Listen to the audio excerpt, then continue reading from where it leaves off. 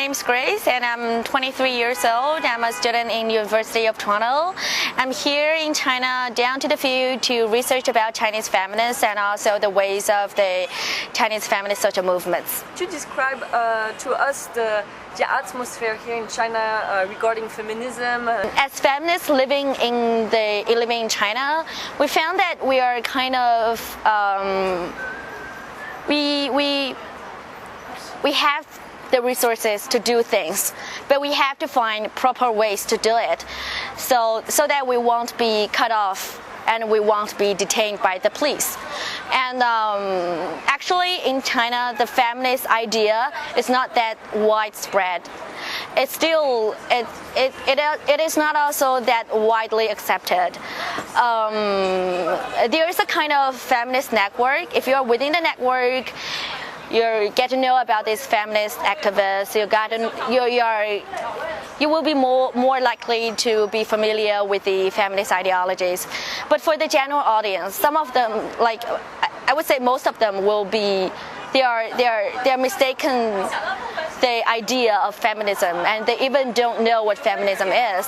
Like my parents, they told me that I don't understand what feminism is, and I don't really care about what kind of feminist project you're doing. You just don't get yourself or don't get the family into trouble, and I would not support you. I would not stop you from doing it. I would just leave it like this. And what is the link between feminism and public space? From 2012, a bunch of feminist activists, they began to do they began to initiate a way to advocate for feminist rights. That is called the performance art. Several people, like 3 or 4, they will go onto the street and they will perform and they will receive the public attention, and then they will try to use the media to advocate their rights.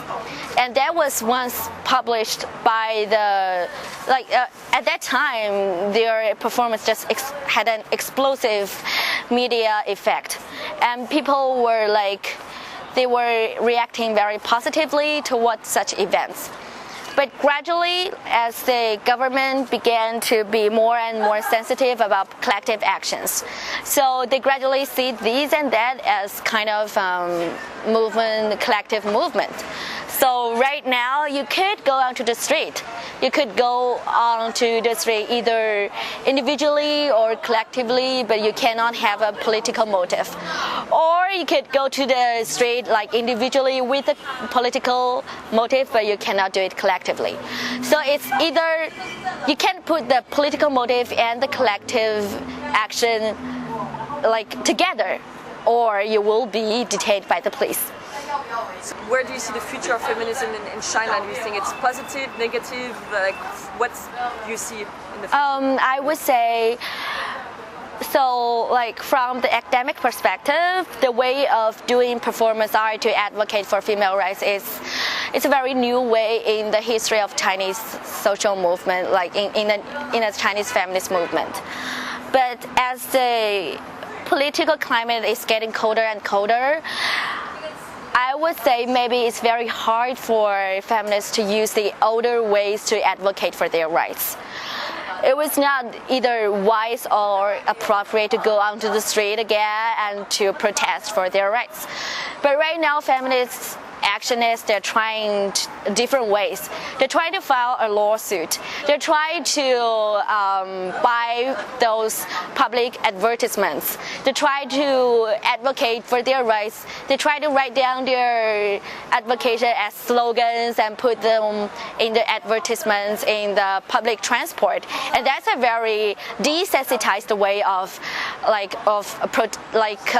advocating for their rights. And also, if they were encountered with job discrimination, like some of the jobs are only open to men, they will take down. They will record their dialogue with the employer, and they will use it as a proof, and they will go to the court. And that's also a safe way to I would not say protest, a safe way to advocate.